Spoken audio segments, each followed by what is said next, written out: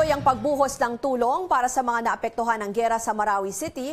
Nasa Iligan City ang ating senior correspondent na si David Santos para sa pinakabagong relief mission. David, kamusta dyan? Ano yung mga dumating na tulong? Ruth, sa unang pagkakataon, mapapasabak sa Humanitarian Assistance and Disaster Response o HADR itong bagong Philippine Navy warship na nasa aking likuran. Dumating dito sa Iligan City kagabi ang Landing Dock 602 ang BRP Davao del Sur. Ito ang pinakabago at pinakamalaking transport at warship ng Navy. Dala nito mahigit na 500 tonelada na relief goods at engineering equipment na una nang naibaba ang mga construction equipment gaya ng mga bulldozer at backhoe. Magiging bahagi ito sa mga paghahanda para sa magiging rehabilitasyon ng Marawi oras na maibalik na sa normal ang sitwasyon sa lungsod. Dala rin ng barko ang mobile kitchen ng AFP para magsilbi ng pagkain sa libo-libong mga evacuee. Kasama rin ang toneladang relief goods na galing sa iba't ibang ahensya ng gobyerno, gayon din sa mga pribadong grupo. Handa ring maging isang floating hospital ang BRP Davao del Sur dahil may dala rin itong mga basic medical facility. Ang maganda rito sa barkong ito, mas mabilis itong nakakabiyahe. Halos doble ang bilis ng travel time nito kumpara sa iba at mas lumang transport ship ng Navy. Kaya malaking bagay para sa gobyerno itong BRP Davao del Sur para maghatid ng maramihan at sa mas mabilis na paraan na tulong para sa Marawi. Noong Mayo lang formal na nakomisyon ang BRP Davao del Sur kung kaya't masusubukan ngayon ang kakayahan nito sa HADR na isa sa mga pangunahing mandato ng AFP. Ruth? David, maganda yan, no? Kasi may mga reports tayo na maraming nagkakasakit doon sa mga evacuation center. Pero meron na ba silang nasabi na kung paano yung magiging panuntunan, kung paano dadalhin dyan sakali kailangan ng medical attention ng ibang evacuees? Alam mo Ruth, totoo yan, no? Kasi for the past days na nagko-cover tayo dito sa Marawi, gayon din sa Iligan, makikita naman natin na napaka-aktibo. Hindi lang ng mga non-government organization, gayon din ang Department of Health, ang kanilang regional office sa ARMM, gayon din ang mga provincial units nito sa Lanao del Sur at Lanao del Norte. Agad naman silang rumoresponde sa mga evacuation center kung saan may mga ulat nga na ilang mga evacuante o evacuee na nagkakasakit. Para sa particular na barko ito, Ruth, so far ang pagkasabi sa atin, purely relief goods lang ang dala nila. Pero yun nga, no, sinabi ng Philippine Navy, handa ito maging isang floating hospital. Meron daw itong mga medical capability, yun din mga dental services. May sick bay ito na kung saan pwedeng tumanggap ng mga sibilyan na pasyente para maghatid nga ng medical na tulong. Pero sa ngayon, hindi pa naman ito napapaayos sa mga oras na ito, Ruth. David Santos, nag-uulat mula sa Iligan City. Hybrid o halo-halo na ang kinakaharap ng mga banta ng mga otoridad na lumalaban sa iba't ibang puwersa ng mga terorista sa Marawi City. Ayon kay Joint Task Force Marawi spokesman Joe R. Herrera, nakatuon ngayon sa 4 na barangay ang clearing operations ng militar. Sa isa sa mga bahay doon, na-recover ang nasa 11 kilo ng shabu na nagkakahalaga ng mahigit 100 milyong piso. Ayon sa Armed Forces, binebenta at ginagamit ng mga terorista ang droga, kaya umano gising sila kahit oras at nakikipaglaban ng matagal. Ang iba naman dahil daw bangag sa droga ay naging pabaya na sa kanilang seguridad. Based on the report that we have developed, we are now confronting a hybrid threat. This is a combined elements of the Abu Sayyaf group, Maute, criminal elements. As you can see, we have discovered huge amount of high-grade shabu and other private armed groups. This can also be attributed also to the presence of international terrorist groups. Pinaiimbestigahan na ni NCRPO Chief Oscar Albayalde ang Valenzuela Police Station matapos kumalat ang isang memorandum kahapon na nagdulot ng pagkabahala sa publiko. Nakasaad sa kumalat na memo na humihingi ng kooperasyon at aksyon ang Senior Inspector ng Valenzuela dahil sa impormasyong may banta raw umatake ang ilang miyembro ng MAUTE sa Quezon City at Makati. Kabilang daw sa target na lugar ang Quezon City Circle, Trinoma Mall at SM Cubao. Mabilis na kumalat sa social media ang memo. Ayon kay Albayalde, mali raw na maibunyag ito sa publiko dahil nasa validation process pa ng PNP ang impormasyon at hindi para sa dissemination. Aniya, pansamantala ring sinibak sa pwesto ang Senior Inspector ng Valenzuela Police District habang gumugulong ang investigasyon. Nananawagan din si Albayalde na wag nang ipakalat pa ang memo habang kasalukuyan pa nilang pinag-aaralan ang laman nito. No information whatsoever that confirms the report. No information whatsoever that there is a clear or imminent danger on any terror attack or any bombing here in Metro Manila. Failure is when the text message was made into a memorandum. Yun nga ang pine-verify natin ngayon. Who made that? Why they put a memorandum and without any signature on it? Isang kwento naman ng inspirasyon ng hatid ng isang estudyante na may dugong Maranao. Siya si Arman Ali Godsinya. Isa siyang molecular biology and biotechnology student na nakatakdang magtapos sa Universidad ng Pilipinas. Magsasalita si Arman sa ngalan ng UP graduating class sa kanilang commencement exercises sa linggo, June 25. At hindi lang yan dahil gagraduate si Arman bilang summa cum laude. At syempre, mayroon lang naman siyang general weighted average na 1.176. Ang pinakamataas na grado sa UP ay 1. Si Arman ay nagmula sa Marawi City. Sinimulan na ng Pilipinas, Indonesia at Malaysia ang Trilateral Naval Patrol sa gitna ng lumalalang banta ng terorismo sa rehiyon. Inilunsad ang joint patrols kahapon sa Indonesia na dinaluhan ng Defense Ministers at Armed Forces Commander ng tatlong bansa. Bahagi ng kooperasyon ng pagtatayo ng Maritime Command Center sa bawat bansa para mapaigting ang intelligence sharing. Sakop din ng maritime patrols ang air at land elements. Ayon kay Foreign Affairs Secretary Alan Peter Cayetano, bahagi rin ng joint patrols para mabantayan ang mga ruta ng binubuong roll-on, roll-off o RORO sa tatlong bansa. This started kasi, di ba, with the yung we're taking RORO international, no? Napakalaking time, napakalaking pera na masasave kung yung RORO natin between Philippines, Malaysia, Indonesia, Philippines, no? Kung mapapaandar natin. Ang problema yung mga bandits at pirata at yung laki ng dagat. So, nag-agree na kung walang security, hindi matutuloy itong mga routes na to.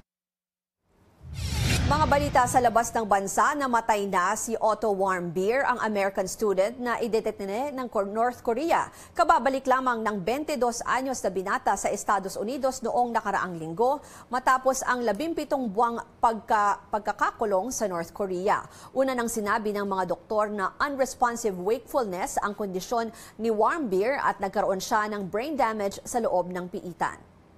Sa France, binuksan ng mga otoridad ang isang terror investigation kaugnay sa isang pag-atake sa Champs-Élysées sa Paris. Isang sasakyan na may lamang mga pampasabog at armas ang sumalpok sa isang police mobile noong Lunes. Lumiyab ang sasakyan ng suspect at kinumpirma ng mga pulis na namatay sa insidente ang attacker. At kabilang naman ang isang Filipino-American na marino sa mga nasawi sa banggaan ng mga barko malapit sa Japan nitong weekend. Napabalitang nawawala ang 23 anyos na si Fire Controlman Carlos Victor Ganzon Sibayan. Kasama ng 6 niya pang katrabaho. Sumalpok ang sinasakyan nilang USS Fitzgerald sa isang cargo ship ng Pilipinas Sabado ng umaga. Kalaunan ay natagpuan ang kanilang mga bangkay sa isang binahang bahagi ng barko. Kayo ay nasa newsroom ngayon sa mga kababayan natin sa iba't ibang panig ng mundo. Mapapanood nyo rin kami sa cnnphilippines.com at sa aming Facebook page, CNN Philippines. Kamusta po? Kanila Julius Fuentes at Ronald Dagasuan. Nanonood po sa atin sa Facebook Live. Magandang balita naman para sa mga motorista, muling bumaba ang presyo ng petrolyo ngayong araw. Pinakamalaki ang bawas sa presyo ng gasolina kada litro na umabot sa 70 centavos, 10 centavos naman sa bawat litro ng diesel. Nabawasan din ng 15 centavos ang presyo ng kerosene kada litro. Ang bawas singil sa petrolyo ay dahil sa paggalaw sa presyo sa pandaigdigang merkado. At para sa mga paalisang bahay, silipin natin ang lagay ng trapiko sa mga lansangan. Mag-umpisa tayo sa Taft Avenue at Pedro Hill Street. Kung kayo ay papunta sa mga terminal ng bus sa Hill Puyat Avenue, light ang traffic sa kanang bahagi. Habang sa kaliwa ay patungo ng Luneta, asahan ang paghinto ng mga sasakyan pagdating sa intersection. Dumako naman tayo sa ilalim ng Skyway. Ito ay sa kahabaan ng Villamore northbound at grade. Kung kayo ay paluwas ng Kamaynilaan, usad pagungpo ang takbo ng mga sasakyan sa dami ng dumadaan dito. Abangan, ngayong tag-ulan at naglalabasan na naman ng mga lamok. Alamin kung paano maprotektahan ang sarili laban sa nakamamatay na dengue. At singer na si Charisse Pempenko, makikilala na nyo sa bago niyang pangalan. Manatiling nakatutok dito sa Newsroom ngayon.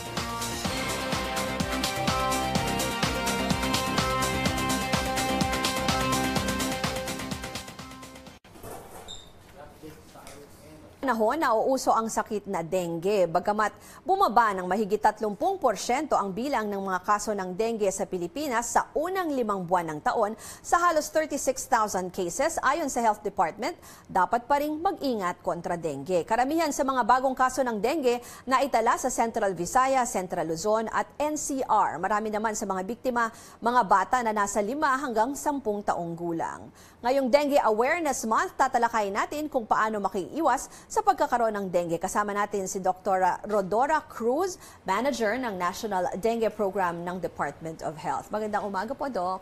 Good morning po. Doc, una muna, ano po ba yung dengue at bakit po pangkaraniwan siya kapag tag-ulan? Ang dengue ho ay isang sakit na dala ng lamok na may dalang dengue virus. May particular po na klase. Ano po ba ito? Mas madalas po ba yung mga lamok sa umaga, sa gabi? Oo. Ang mga lamok ng dengue ay daytime biter kung tawagin. So sa umaga sila mostly nangangagat. May certain species yung para malaman natin kung ano yung itsura ng dengue mosquito na madalas nangangagat. Ano po? Ano bang pangalan nga po? Ito po yung Aedes mosquito, Aedes aegypti and Aedes albopictus. Usually, saang lugar yan nakikita? Mga sa tubig ba? Di ba parang pinagbabawal niya yung mga nakatiwangwang na water? Ano po? Oo. Nangingitlog kasi sila sa stagnant, clear water. So mostly nakikita sila sa mga urban areas, cities. Ganon. Tapos sa mga plants, mahilig ba sila sa mga halaman or mga maduduming lugar? Ganon po. Yung mga lalaking Aedes, usually nag-feed yan sa mga flowers and halaman. Doc, paano po malalaman na may dengue? Ano yung mga sintomas? Isang simptomas po ang paglalagnat. Mga 2 to 7 day fever, yung may rashes or pamumula ng balat, pagsusuka, nananakit ng ulo, at iba pa. Yung mga paghina ng katawan, mga Opo. ganyan po, oo. Paano mo malalaman kung dapat nang magpa-ospital or magpa-check up kung feeling mo dengue and then there's a certain blood test po for that, no po? Oo. Ang gusto sana natin na imungkahi sa ating mga manonood ay magkalagnat lang sila, no? 2 or more days of fever, kailangan na ho silang magpatingin sa pinakamalapit na health facility. 2 or more. Kasi minsan, di ba, Doc, pag lagnat, parang akala mo talaga regular fever lang yun. So, nagre-rest ka lang, di ba?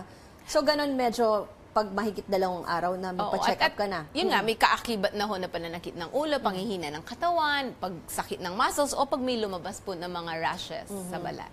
Ano po bang ginagawa? How do you treat dengue? Actually, ang mainstay ho ng treatment ng dengue ay fluid replacement therapy. No? I-hydrate mo yung sarili at of course, kailangan lang ho nabantayan, no? I-monitor sila.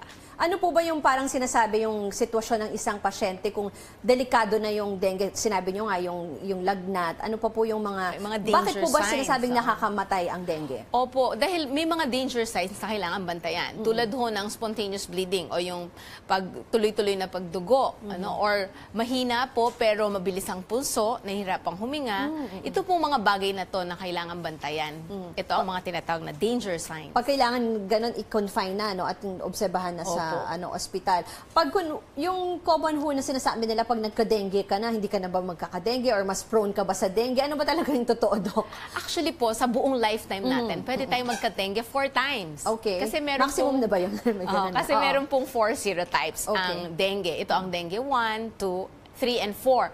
Sa totoo lang ho, pag nagka-dengue 1 ka na, hindi ka na magkaka-dengue 1 ulit. Kasi merong lifetime immunity. Kaya lang, pwede ka pang magka-dengue 2. Yung other kinds ng dengue. 3 and 4. So, 4 times ka pwedeng magka-dengue. Kasi nga iba-ibang strain. Bakit po siya iba-iba? Kasi may 4 serotypes po ang dengue virus. Yung virus iba-iba. Pero galing lang po siya sa isang klase ng lamok. Ganun po ba? Aedes lang po ang nagdadala. Naging iba-iba lang yung virus. Ganun po. So, paano po makakaiwas para magkaroon ng dengue? Lalo na yung mga bata po, Doc, kasi di ba sila yung laging biktima?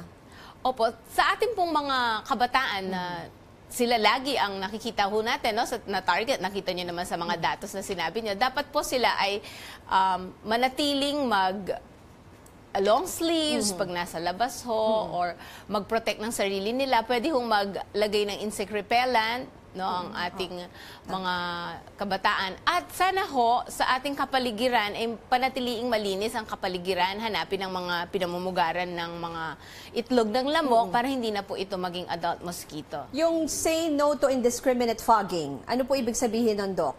Yes, hindi ho namin nire-recommend na kahit saan or kahit kailan pwedeng mag-fogging. Tuwing lang hong may clustering of cases, hotspots, or impending outbreaks or during outbreaks. Yung marami na talaga, Doc, sa isang lugar, parang ganon.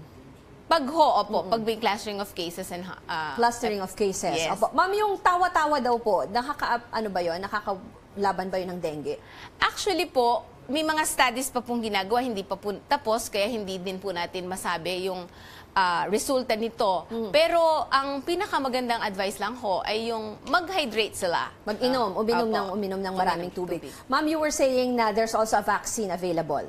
Yes, there is. Actually, dengue vaccine po, ginamit na ho natin yan ng DOH since April 2016 sa mga bata sa pampublikong paaralan, grade 4, 9 years old and above. Ito po ay rekomendado ng WHO at sa pananaliksik po nila ay epektibo po ito.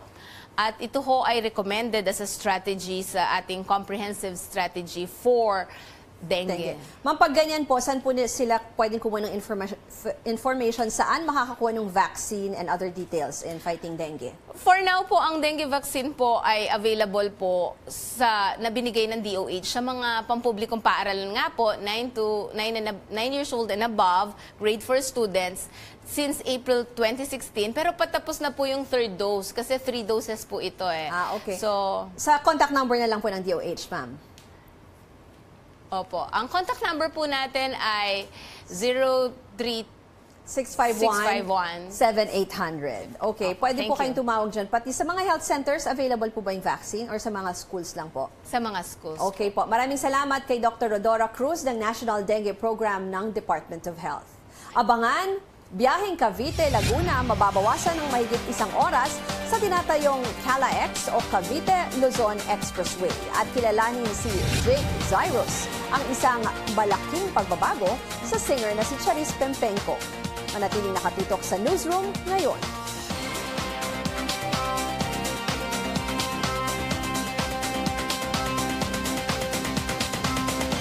Meron ba?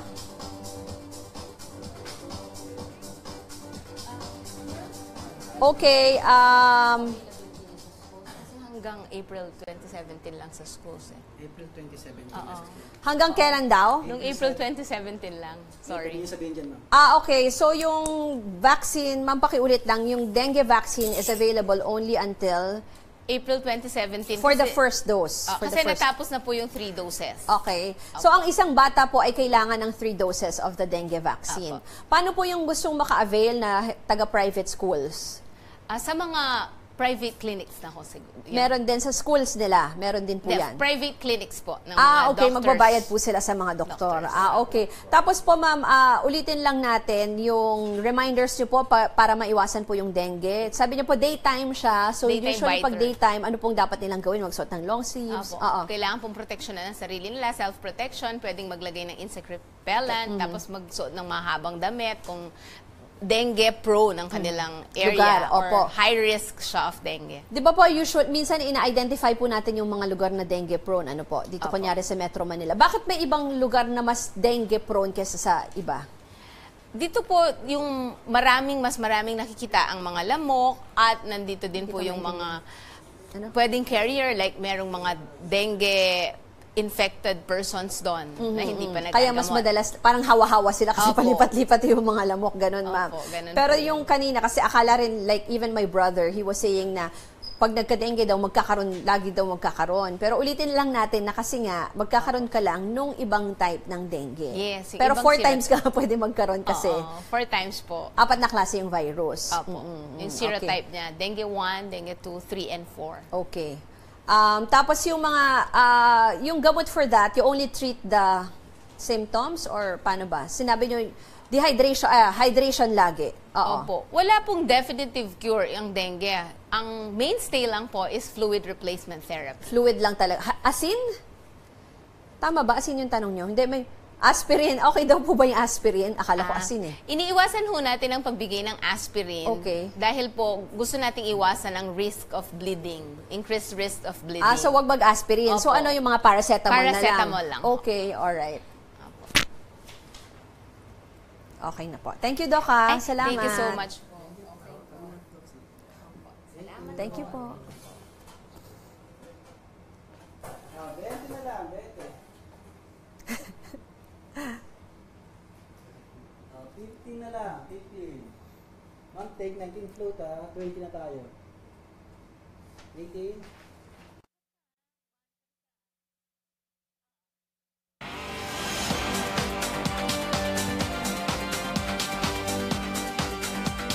Kayo ay nasa newsroom ngayon dito sa CNN Philippines. Salamin ng kaguluhan at karahasan ang anumang gera, ngunit sa gitna ng bakbakan may nananatili pa ring pag-asa na makakita ng kabutihan kung paiiralin ang malasakit sa kapwa, lalo na sa kanilang mga nakikipaglaban upang manumbalik ang kapayapaan. Narito ang ulat ni Camille Abadisio. Bumuhos ang luha ni Corporal Victoriana Chongco matapos basahin ang liham ng pasasalamat at pagsaludo sa mga sundalong gaya niya. Isang Army Reservist ng 62 anyos na si Chongco na naka-active duty mula nang sumiklab ang gulo sa Marawi. Na-touch lang ako sa letter na binigay niyo. Oo. Ang sarap basahin. Maka-inspire sa amin. Salamat. Maluha-luha rin si Corporal Jobert Piojo habang binabasa ang sulat na natanggap niya. Masaya kami, ma'am, kasi galing sa sulat ng mga bata, ma'am, is proud kami, ma'am, kahit na mahirap yung trabaho namin, ma'am, is masaya kami sa amin natanggap, ma'am. Mafe-feel din namin na gusto din talaga namin matapos to yung ano din, ma'am, yung gulo na to, ma'am. Isinilid sa care packages na ito ang love letters para sa mga sundalo na ipinamigay ng advocacy group na Go Negosyo Kapatid for Marawi sa 5,000 sundalo sa Iligan at Marawi. Ano naman ang mga laman ng care packages na ito? Ready-to-eat meals, tubig, energy drinks, mga biskwit at iba pang snacks, bagong underwear, mga medyas, tsinelas, SIM card at load. These are actually gifts that we're giving out to all our soldiers and policemen who are in the front lines, battling it out in this war. Ayon kay 4th Mechanized Brigade Commanding Officer Alex Aduca, tumatatag ang moral ng mga tropa dahil sa buhos ng suporta mula sa sambayan ng Pilipino. Ang mga sundalo natin, mababa lang yung kanilang luha, mababa lang yung kanilang satisfaction. Sa mga maliliit na bagay na to, malaking tulong na ito sa amin. Hindi lang laban ng sundalo, laban din ng lahat ng mamamayan. Nagbabadya na rin pumasok ang tulong mula sa international community. Nakipagpulong ang mga lokal na opisyal ng Lanao del Sur at Marawi sa mga kinatawan ng United Nations Development Program upang pagplanuhan ngayon pa lang ang early recovery plans para sa syudad. Mula Iligan City, Camille Abadisio, CNN Philippines. Sinimula ng itayo ang pinakabagong road project sa Southern Luzon, ang Cavite-Laguna Expressway o CALA-X. Ipagdurugtong ng CALA-X ang Kawit-Cavite at Binyan-Laguna na magpapabilis ng biyahe sa magkatabing probinsya. Kapag binuksan na ang bagong expressway, inaasahang aabot na lamang sa 45 minuto ang biyahe sa Laguna at Cavite na kadalasang tumatagal ng 2 oras. Nakatakdang matapos ang 35 billion peso road project sa 2020. At panahon na para magpaalam kay Charisse at i-welcome si Jake Zyrus. Ito ay matapos palitan ng singer ang kanyang pangalan sa lahat ng kanyang mga social media account nitong linggo. Binura na din niya ang kanyang mga posts sa Instagram at Twitter. Tanging natitira na lamang ang isang larawan kung saan pinasasalamatan niya ang fans sa kanilang pagmamahal at suporta. Nagulat ang kanyang mga tagahanga, ngunit karamihan sa kanila ay nagpaabot ng kanilang mensahe na sinusuportahan nila ang singer. Una nang inanunsyo ng manager ni Jake na panandalian siyang mawawala sa spotlight matapos ang paghihiwalay nila ng kanyang girlfriend na si Alisa Quijano noong Abril. At yan ang mga balita at isyong ating tinutukan na papanahon at mahalaga para sa inyo. Samahan niyo akong muli bukas. Ako si Ruth Cabal at ito ang Newsroom ngayon.